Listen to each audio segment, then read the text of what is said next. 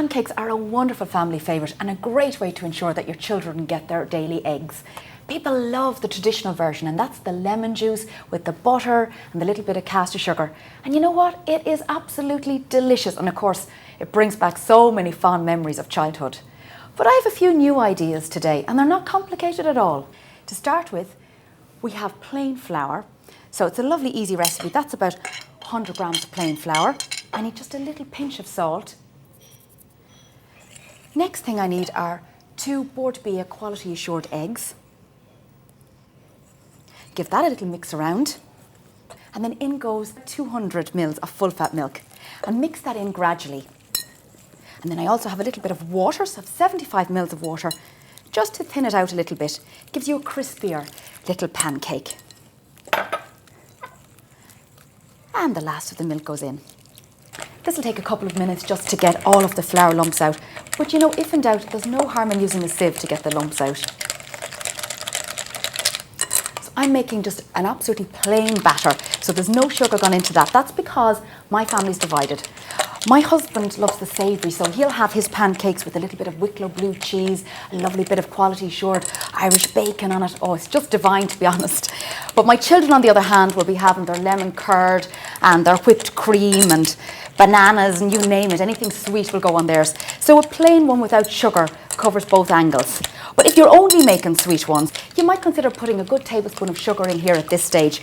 Or alternatively, you could grate in the zest of a lemon or the zest of an orange or a nice pinch of cinnamon just to get that extra bit of flavour in. So there's lots you can add to the batter at this stage, so it's not just about the filling. The other thing that we need in here is a little bit of butter, so I'm just putting it in at this stage. That's about 2 tablespoons of melted butter, and that just gives you a silky texture. So another little whisk, and that's it. Almost lump-free, I think.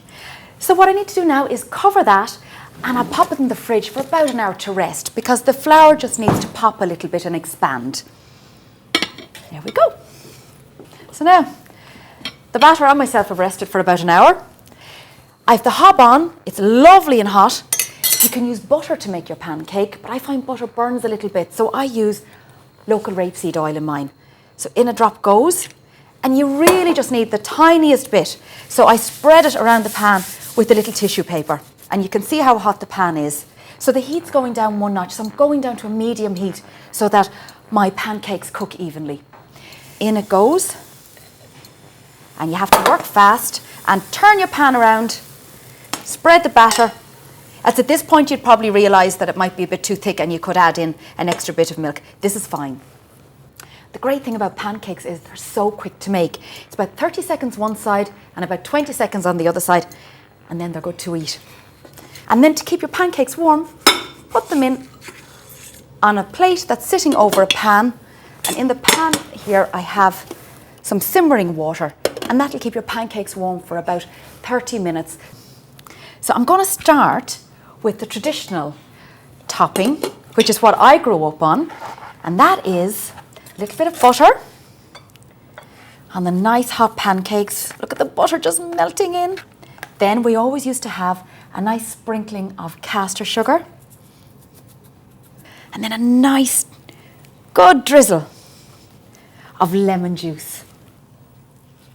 So we just roll those up. And there's one pancake. I'll put that over there for a second and move on to the second one. Here we go. Another nice one. Now, this I particularly like. It is creme fraiche. So just going to spread that on. And I'm going to put a compote of winter berries on top. So the creme fraiche is acting as a barrier for the juice of the winter berry, so it's not going to soak through. Here we go. So in here I have all my lovely berries. Oh, look at that. So you can buy this mix frozen and just use it as you need it. So this goes over here. So that's our cone shape. And finally, I want to show you how to do a lovely apple version. So on goes our mix. And this here is a compote of apple. So it's just a mix of stewed apple with a little bit of sugar and cinnamon. It's really easy to do. And here are some walnuts. Now I candied these walnuts in a little bit of stock syrup, and that just sweetens them up. And then I'm going to roll this differently. I'm doing this like a spring roll. So edge to edge and up and over. There we go. Nice tidy little spring roll. And onto our board here. And then a nice dusting of icing sugar over the top. And that is our 3 different types of Irish pancakes.